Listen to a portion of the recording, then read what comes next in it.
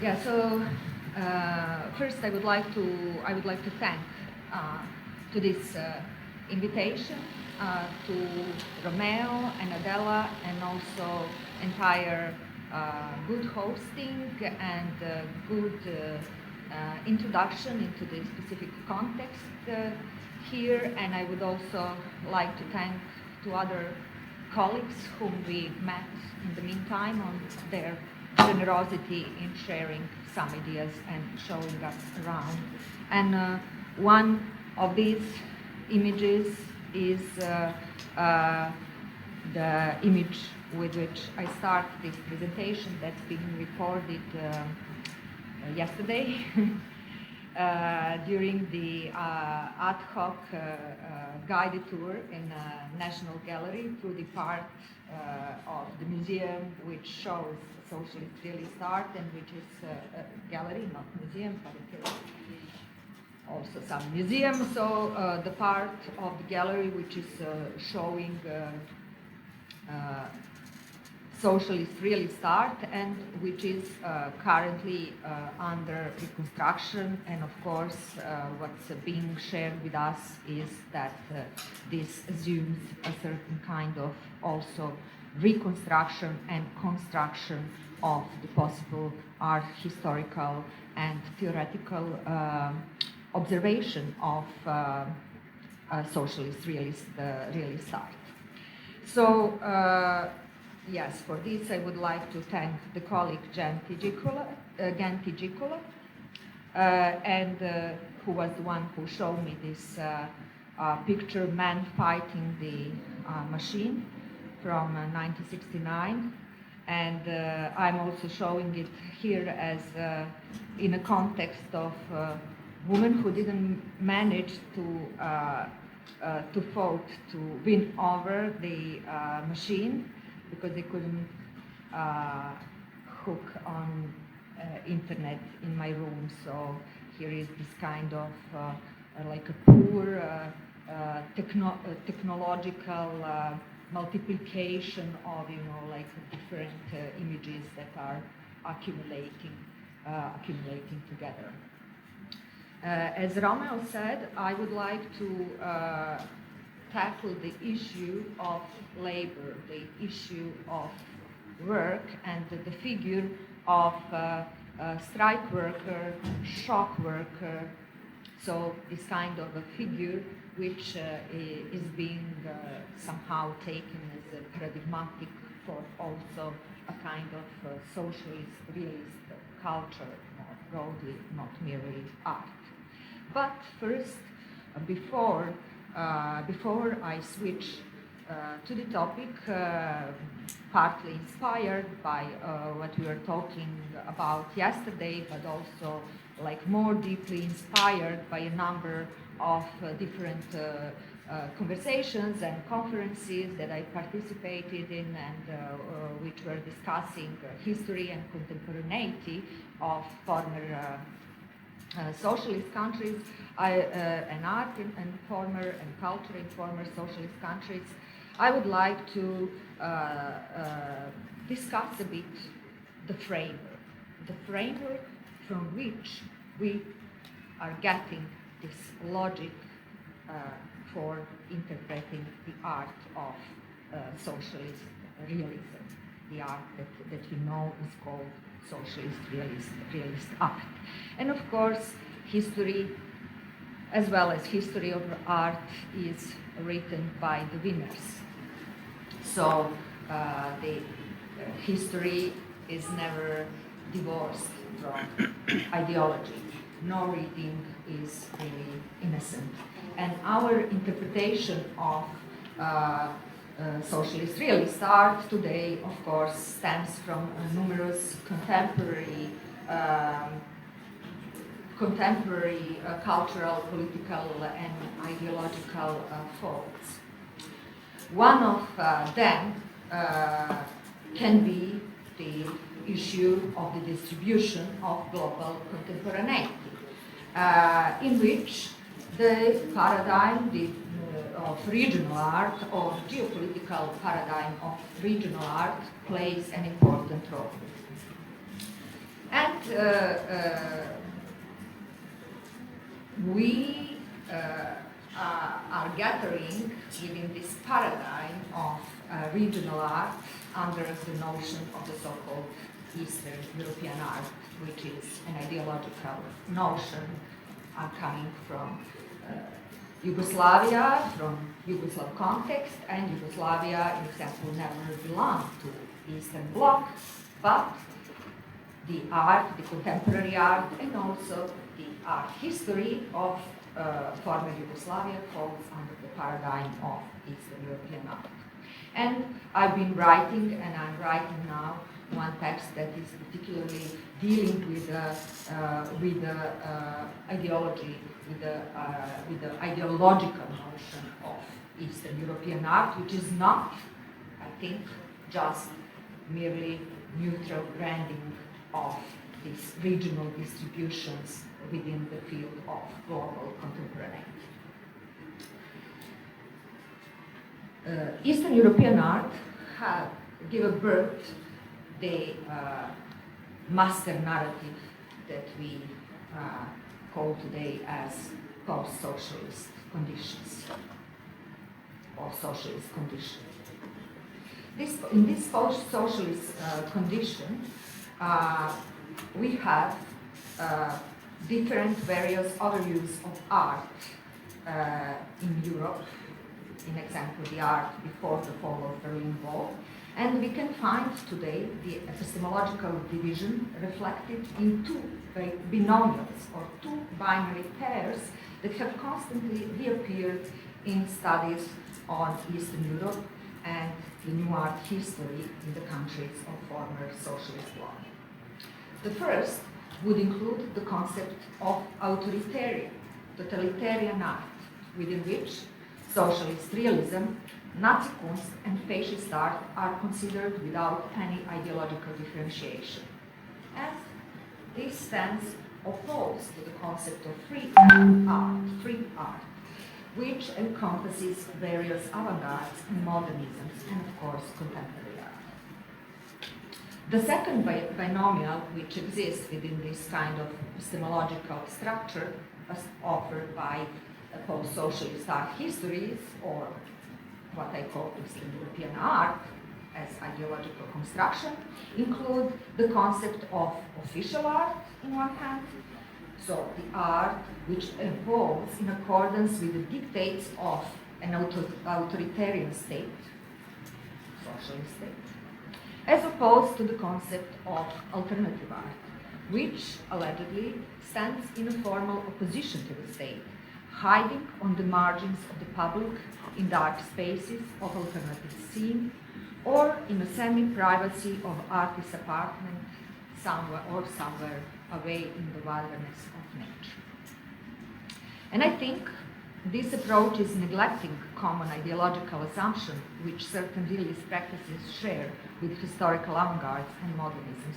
The problem which has been already more consistently analyzed in a Brecht-Lukács debate on the question of realism in long-lasting argumentation on cultural left regarding Partner Conference in the 30s, and this debate was very vivid within the context of socialism in Yugoslavia reoccurred, in example, in 50s and 60s, but it had its numerous various different spins in also other contexts.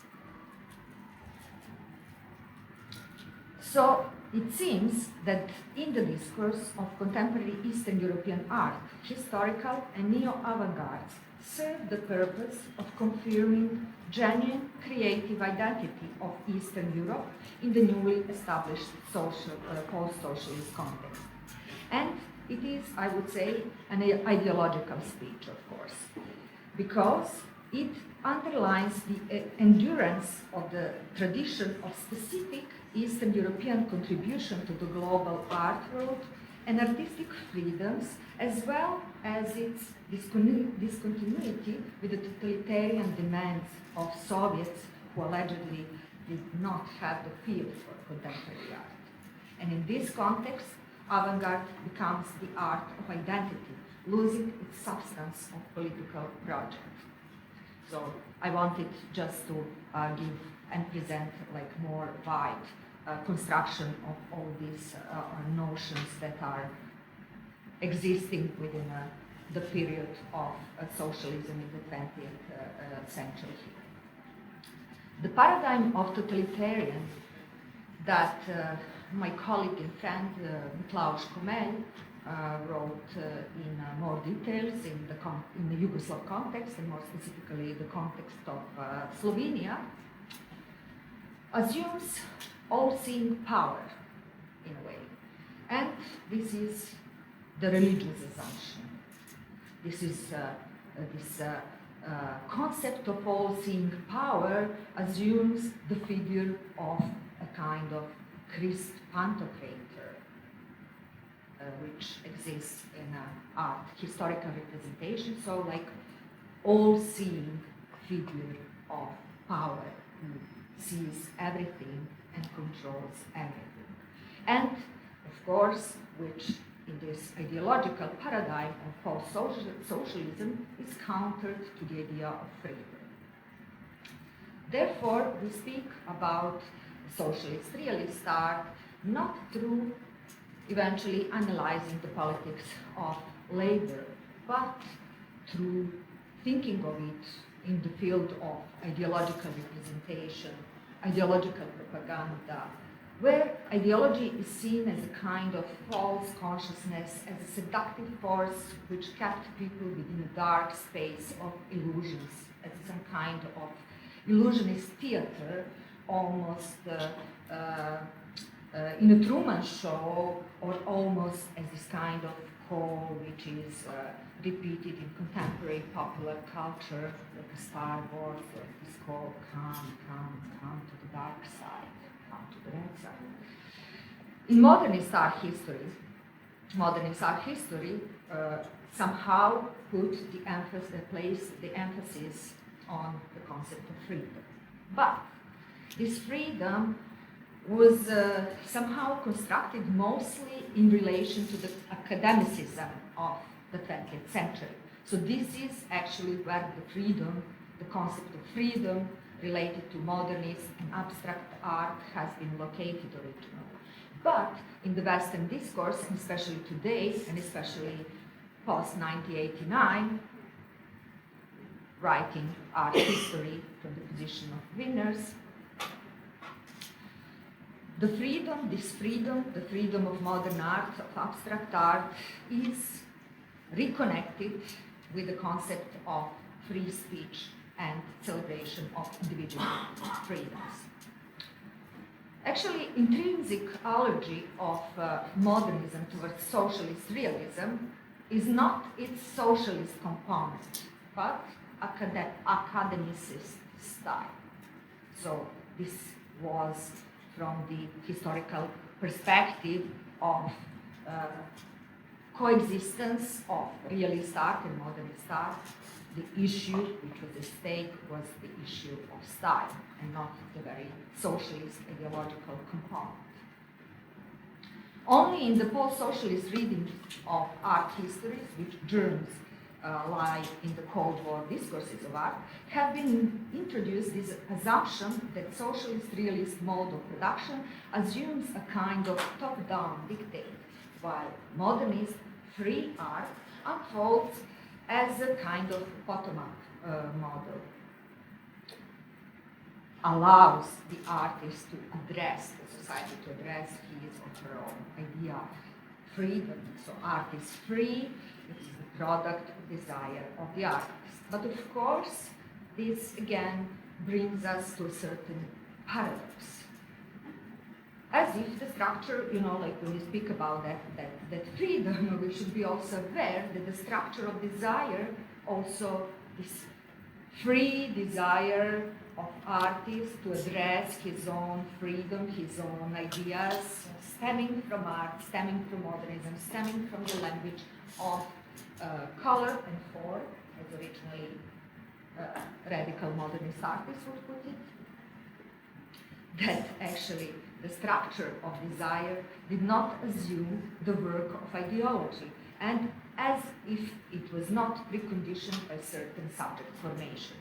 So the freedom is always actually conditional, and we cannot speak of absolute freedom. This freedom is just the fantasy of and the kind of ideologically seductive rhetorics of contemporary post-socialist ideology. So this idea, as it was this concept, as it was also somehow discussed yesterday, that socialist realism, this reality is shaped as a ephemeral theater, assuming costumes, masks, smiles, happy people who were not happy in actuality, induced thinking of socialist realist art to the semiotic apparatus built on the long tradition from medieval times to today. That is, seeing socialist realist art as a continuation of the past, not as the break with the past or attempt of break, as in example communist revolution intended to be, as social reality which folded this mode of production of art, or this mode of symbolic production. So it was inducing the continuity that colleague Jazin Chandra spoke about yesterday, the continuity with the model which is based on the dichotomy authority on one hand, people on the other hand. In medieval art, good shepherd and people as his sheep. Then later, tyrant, sovereign, king on one hand, and his nation, his people who submit to him. And then, in the third iteration, socialist dictator in one hand and obedient masses in another.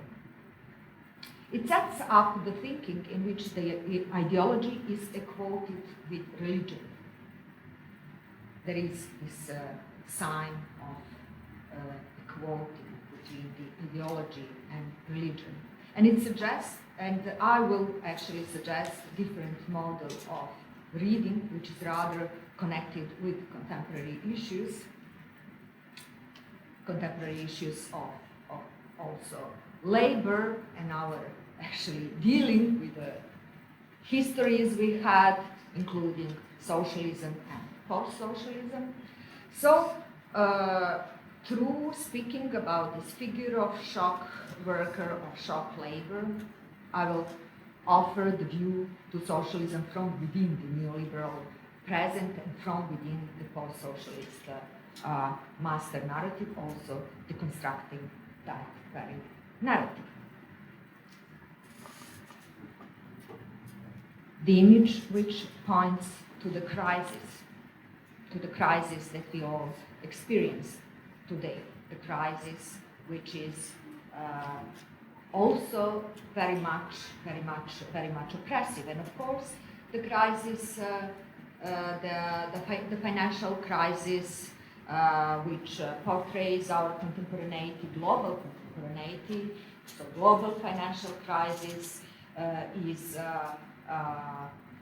somehow interpreted a lot as a kind of specific situation, explosion, something suddenly happened. But if we approach this issue from the context of post-socialist realities, or the so-called the countries, the transitional countries, actually the transition is operating from its very beginning as a permanent crisis.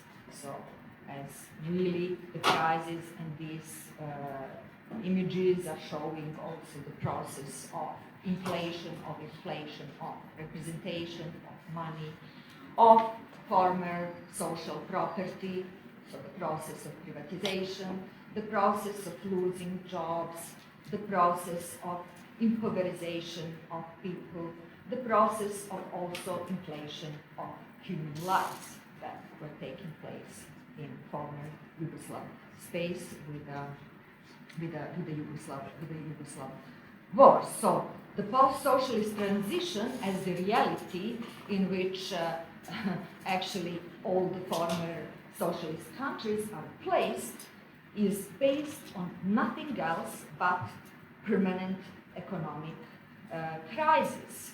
So the permanent crisis.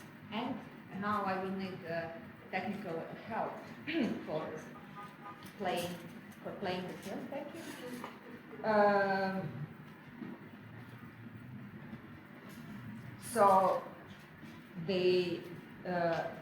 So my idea or my proposal would be first to, as an example, let me just stop it now. Here. Okay. So my proposal to read Socialist Realist Art, my proposal to reading Socialist Realist Art would include this awareness of the context of construction of the paradigm of totalitarian art on one hand, and free art on the other hand, official and alternative art also. But also the present crisis, actually this continual question of crisis and labor.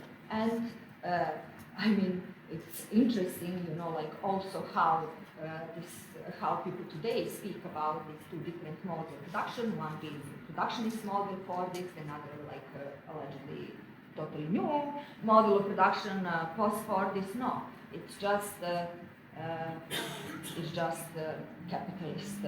capitalist mode of production. And as Mario Tronti discussed the moment of crisis, the moment of global crisis, he said, no, we don't speak about crisis, we speak about politics of work. So I will now try to kind of knit this carpet of presenting and articulating different images, moving images, and study images, art and cultural representation, pop cultural representation, ideological representation, etc., which are actually not making these divisions between productive and non-productive labor, intellectual, manual labor, factory work, or intellectual work, but will approach the whole thing as from within the analysis of politics or labor in a concrete situation. So the film, which I'm playing, which I'm sharing with you now, and it is the first time actually that I show this publicly. It's not a film; it's a sketch for the future film, and it is related to shop labor, but the shop labor placed within the field of affective labor, of taking care of taking care of children. It is the new production work of my sister, and I was writing the scenario that is the text for the film, and it is about our father, who recently passed away, and whom I see as a kind of shock worker within the field of education.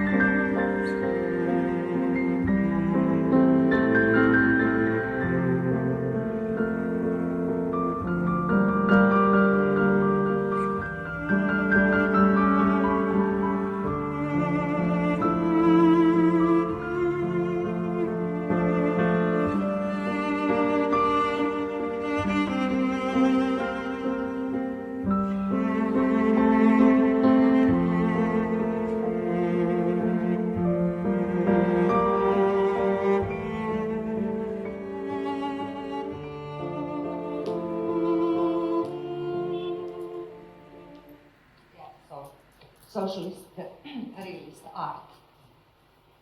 Art of socialist realism. They thinking, they shop labor of blood, and situating maybe this kind of spirit of shop work within the field of imagination of future, building the future. In our language, there are two words which are associated with shop labor.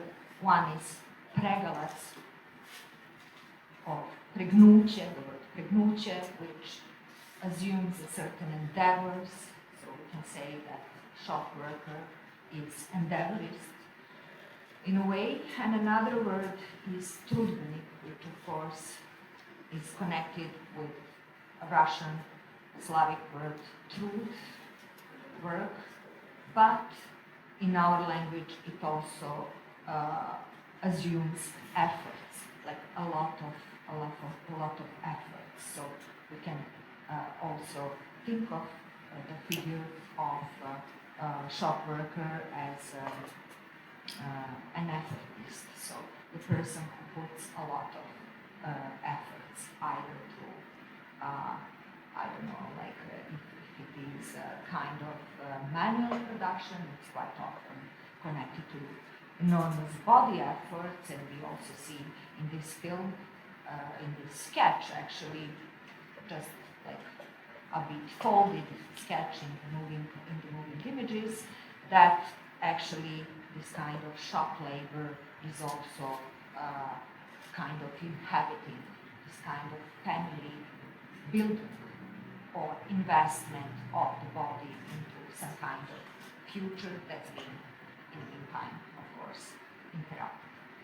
So the future and the issue of socialist realism may differ in this context of capitalist, humanist, scientific realism.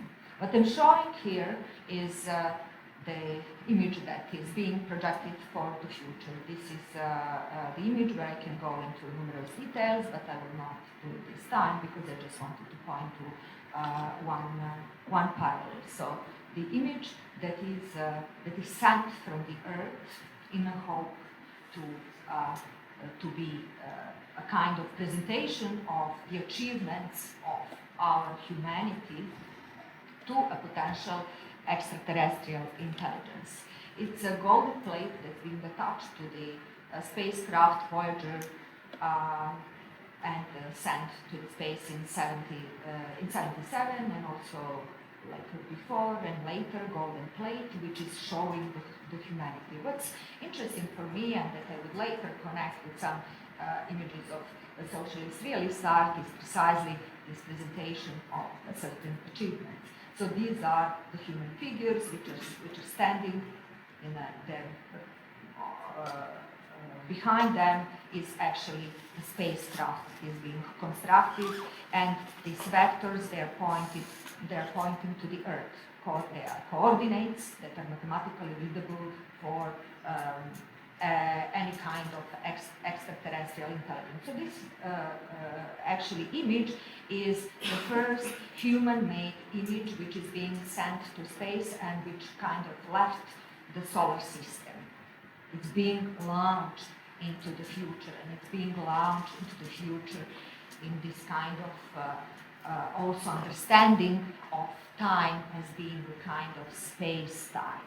So it also totally left, in a way, the space where the human is for some kind of like speculative meeting of some kind of future, and I interpreted this image in more details in one talk for the Farmer West, and also another talk in New York. But what I want to point here is that the image sort of represents this is who we are, the two figures. Of course, we can enter the different details and bring about the problems of race, the problems of gender, etc., etc. This is what we made, the spacecraft behind them, and this is where we come from, the coordinates for the Earth. The image where we see it better. The same thing. This is who we are. This is the world that we are building, that we built, and there are some rocky mountains behind us, like a non-modernist past. What we are building is a modernist past, but also these figures, the view of these figures are pointing to somewhere else, to the non-existent. So we go somewhere. There is a certain social projection, and there are reasons for all these efforts. I mean, in the same way that our father in the film sketch that we've just seen have been thinking about, in the same way that NSA, okay, maybe not in the same way, but yeah, maybe in a similar way that NSA was thinking about while sending this kind of humanist achievement information to the extraterrestrial intelligence of projecting it into the future. So the future was very important.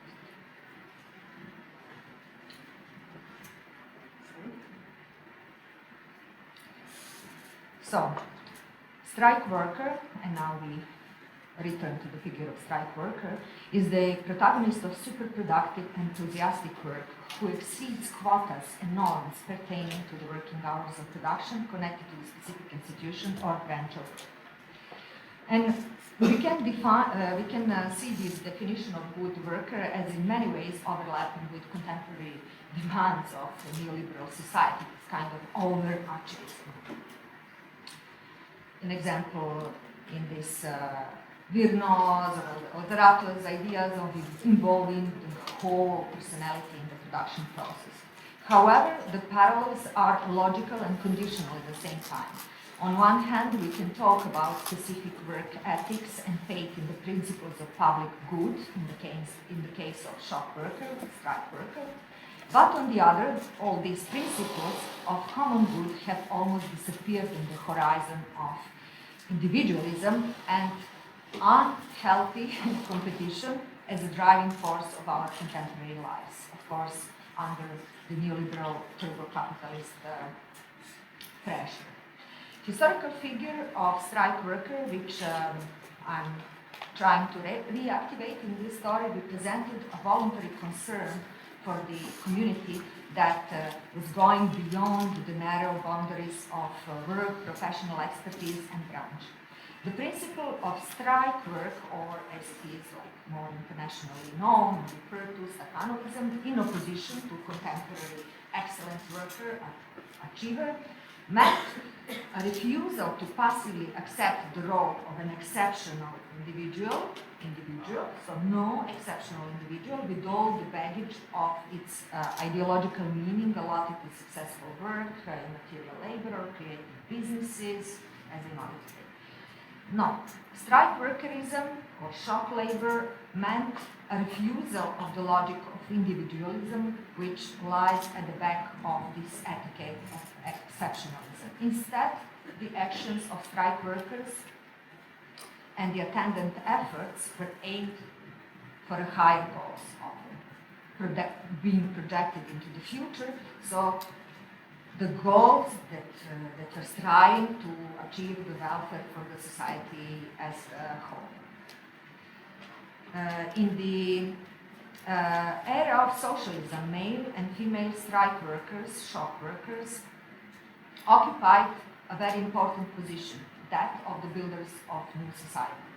Being a Saturday or Sunday worker, opting for volunteer working day and performing community service constituted the main point of opposition to the capitalist idea of competition and also the capitalist idea of the right to work.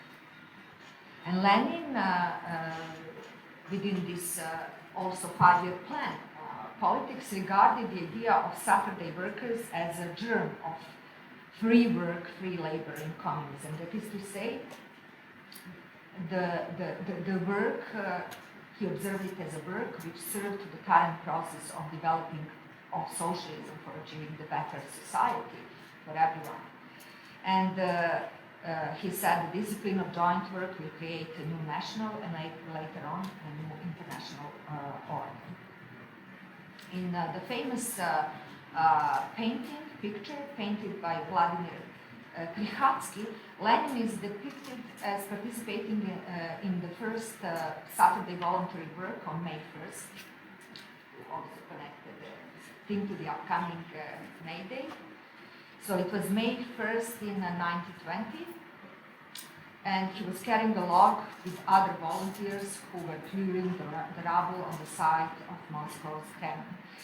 The apologetic politics of strong individual, as is the idea of the leader, often represented in post-socialist histories, we see here.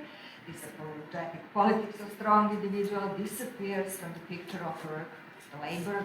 The leader of revolution is not shown in majestic glory or in the pose of individual thoughtfulness, concern, and contemplation, but within a framework of a horizontal order of socially beneficial work. So, as an example of sorts of the politics of equality in collective work. Also in the picture, Grand Survey, New Belgrade, painted by celebrated and suppressed later painter Boža Ilić, one of maybe a few these big examples of socialist realist art in Yugoslav context, represented the ideal of presentation of new everyday life. The figures of strike workers who use their own bodies as building materials for social and economic organization are anonymous, but also not insignificant. They represented the nameless heroes of new labor and of new society. Their bodies are barriers of strength, enthusiasm, and faith in joint investment in a better future. And through this an example model of joint work of the working brigades, the entire New Belgrade is being built. Actually, the new area for living and hosting the people who are moving from the villages to the cities in the after World War II period, and also like a big highway known as a highway of brotherhood and unity between Belgrade and Zagreb, etc. Still, regardless of these ideational projections, Stakhanovism or shop labor was always an expression of hybrid economical model.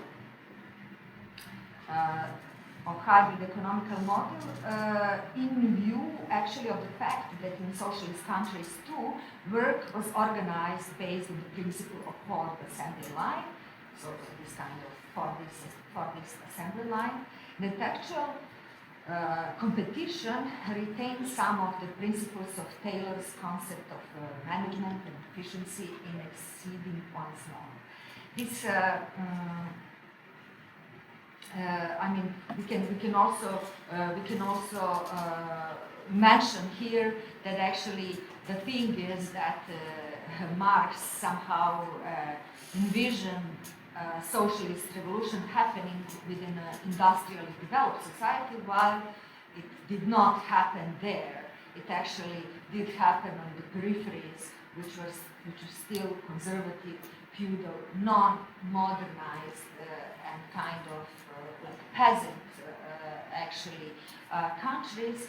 So this model of production and modernization and having to accept some of the basic principles, also technological principles of modernization, such as unfortunately Taylorism or kind of Fordist model of production, were part of this necessary step to modernize the society. But also, we have to also mention here that although the evil eye can see, in this fact,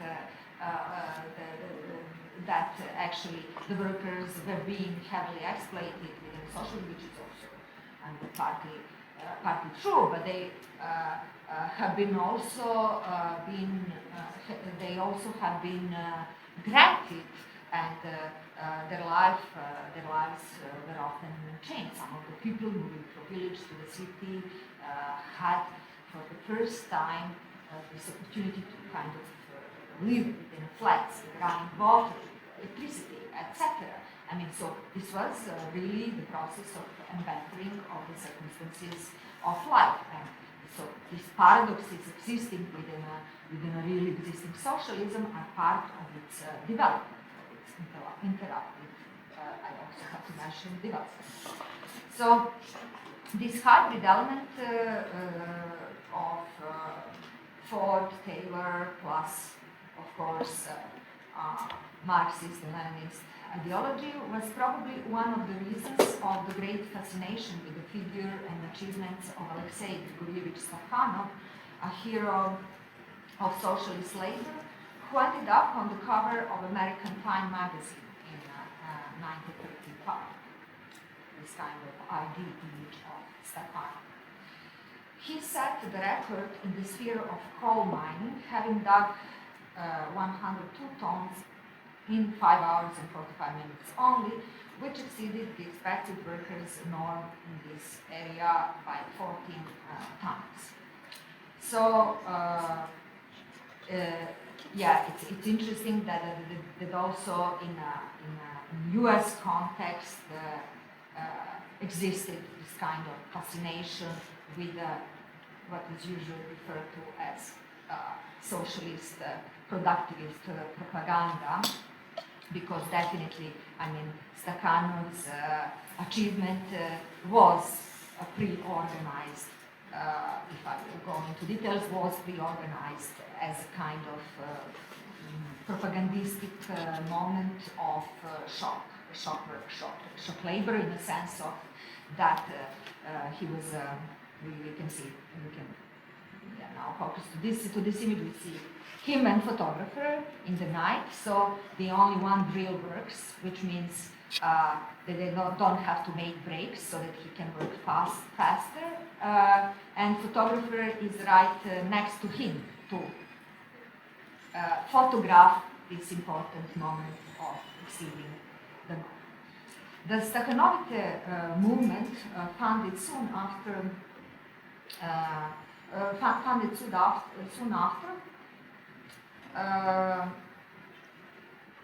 and the public has been informed about this event, and it really influenced social field to increase workers' productivity and demonstrate the superiority of Soviet socialist economic system over the globally dominated capitalism. So Stakhanov used to, an example, receive the payment of 20 rubles per day, and for this achievement he received 200 rubles. He received a flat car, and he never, after that, actually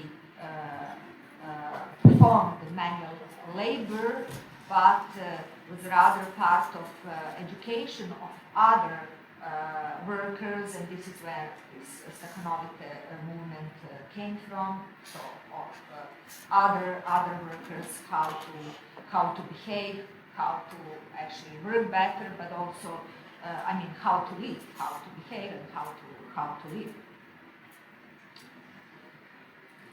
So yeah, this is also like interesting model and statement by Stalin, who emphasized this technical knowledge and a kind of specialization. I mean, that each worker should be kind of specialized in one specific discipline. He says these are the people of culture and technical knowledge, which are the role models of preciseness and accuracy. They appreciate the factor of time and they learn to count not in minutes but in seconds. So I think it's also interesting to kind of reconsider in our contemporary mode of oppressive mode of working that we are quite often forced to do, you know, survive or whatever. Zigaberto's film on Lenin and shop workers, and also these awards that workers are getting in socialism. So, to make a difference, socialist work contests in propagandistic conceptual sense were understood as being different from capitalist competition considered in the eponymous doctrine. While capitalist contests were somehow distributed to this work competition and served the benefit of the more successful individual capitalist. In example, socialist contexts were somehow unfolding under the term emulation. So not competition, but emulation, which sort of included the element of friendly play. So not the concurrency, but the friendly play within the brigade of shop workers. So work, which of course had this difference that the work is not in service of the excellency of the individual or in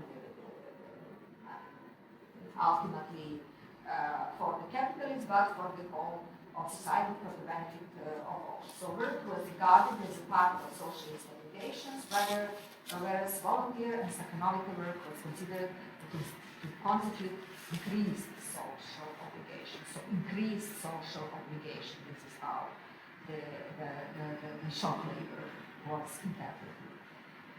And the rewards for such achievements were both material and moral, and were realized in the direction of various criteria and needs. And yeah, it is like the mass printed poster that was distributed to different factories. I should cut it soon. Okay. Yeah, the poster that was distributed in different factories with empty spheres, like frames for the future heroes of labor, and the Socialist Federative Republic of Yugoslavia also had its icons of socialist labor, such as the smiling Arab worker, Arab heritage, which you can see on the first banknote, and then the famous miner Alija Sirotanović on the second banknote. People often mix two of them.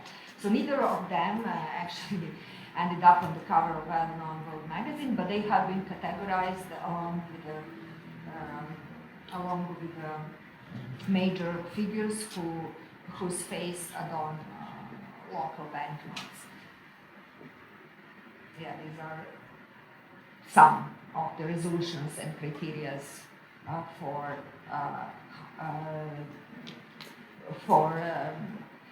granting and understanding shop work. We also had this expression, društveno korisni rad, like socially useful work, which even kids performed in the school by gathering, an example, old newspapers for today popular in this kind of ecological paradigm recycling. So as opposed to Stakhanović, the giant of workers, the role model of Yugoslav strike worker or shop worker was dedicated, modest man. As a number of legendary stories would have it, Josip Broz Tito offered to reward actually Alija Sirotanović, whose surname is also significant because Sirotanović means poor. Actually, Sirotanović means poor man. I mean, and then like this kind of characteristic each in the end.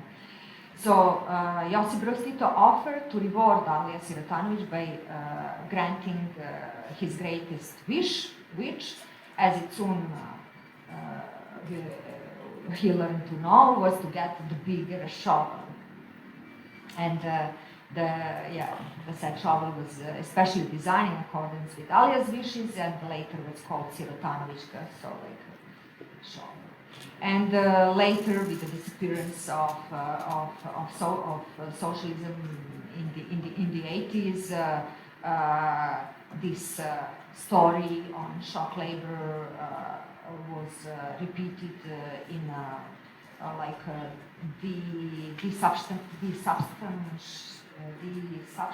substantialized, so without substance, ideological manner.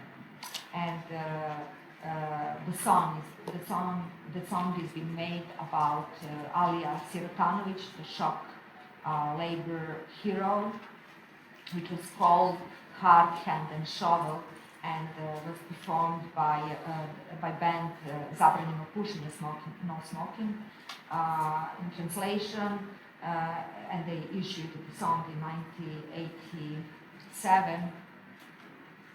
And in this song, they somehow witness how this episode of building a better society, etc., became a just ceremonial, celebratory thing. And Zabranjeno pušenje sings, sometimes on the eve of May 1st, the school principals call him to grace the holiday celebration, tell anecdotes and stories about his feat. Of course, the real question is, how do we translate this Stakhanović work today if enthusiasm has become a central lever of neoliberal economy? How is the Stakhanovism transformed in the case where we speak of non-production work in the narrow sense, whereas Stakhanovism or shop work was connected with the production work? And of course, this kind of like a process of deindustrialization is also the process of not like radical change within capitalism itself, which is historical, but it's also a product of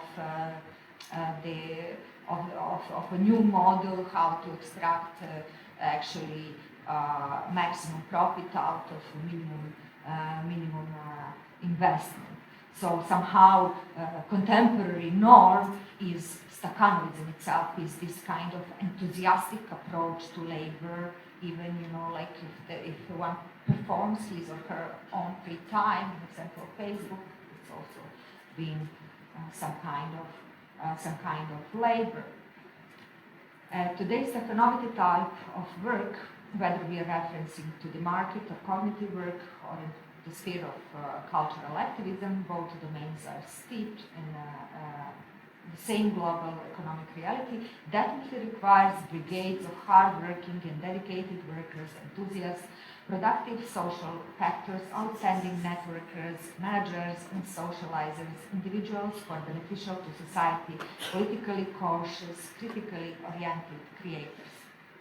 So, paradoxically, we spoke about yesterday, and this story is being repeated many times about